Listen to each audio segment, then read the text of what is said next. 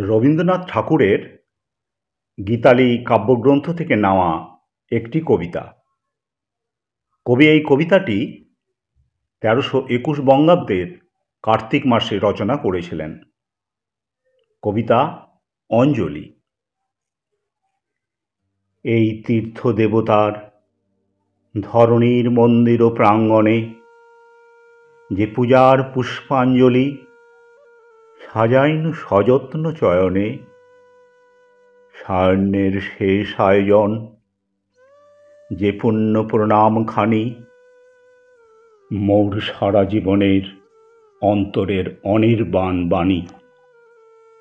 জ্বালায়ে রাখিয়া গেনু আরতির সন্ধ্যা দীপমুখে, সে আমার নিবেদন তোমাদের সবার সম্মুখে।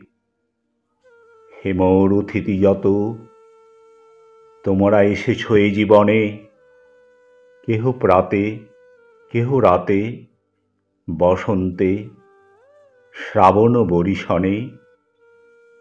কারো হাতে বীণা ছিল, কেহ বা কম্পিত দীপশিখা এনেছিলে মোর ঘরে। দ্বার খুলে দুরন্ত ঝটিকা বারবার এনেছ প্রাঙ্গণে।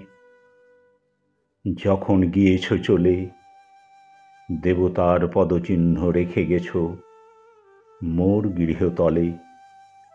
আমার দেবতা নিল তোমাদের সকলের নাম, রহিল পূজায় মোর তোমাদের সবারে প্রণাম। রহিল পূজায় মোর তোমাদের সবারে প্রণাম।